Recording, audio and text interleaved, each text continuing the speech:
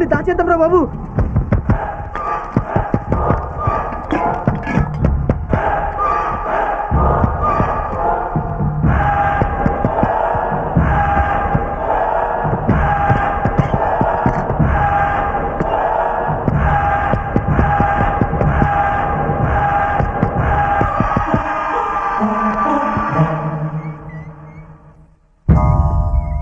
సీత నువ్వా? ఏంటి రాత్రి తాగింది ఇంకా దిగలేదా? ఈ టైం వరకు పడుకున్నారు? అవును, ఎవరో బిజినెస్ మ్యాన్ మీ మావయ్య వచ్చాడంట, లింగం బాబాయ్ చెప్పాడు. ఏరి పడుకున్నాడు సీత. ఆయనకి తాగించేశారా? మనం తాపక్కర్లేదు, ఆల్రెడీ ఆయన తాగేశాడు. ఇంతకీ ఎవరికి మావయ్య? అందరికి మావయ్య.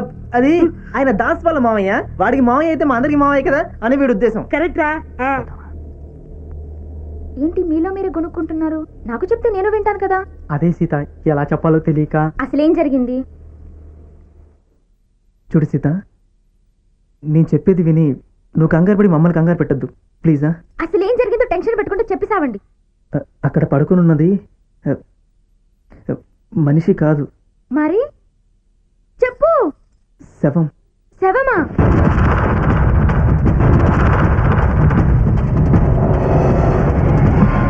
అమ్మో, ఎంత పని చేశారా దరిద్రులారా!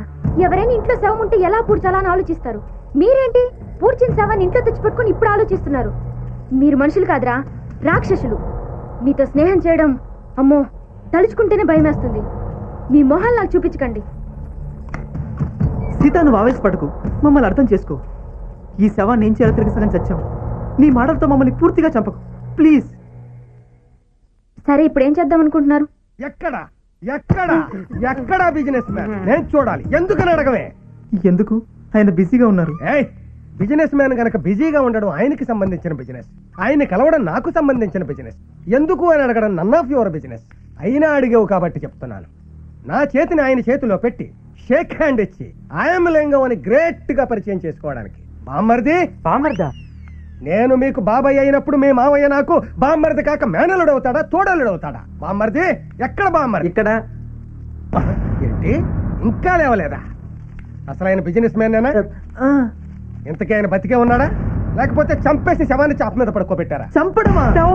నాకెలా తెలుసు అనుకుంటున్నారా?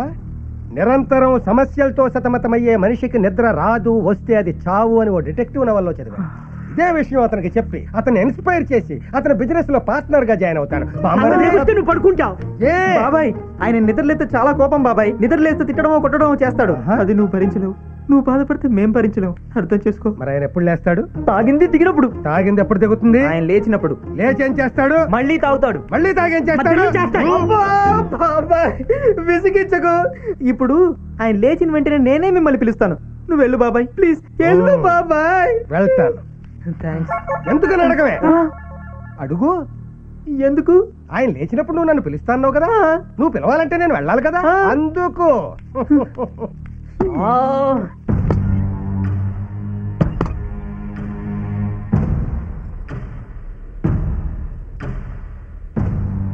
రాత్రికి ఏదో ఒకటి చేసి శవాన్ని బయటపడేసిరండి. జాగ్రత్త.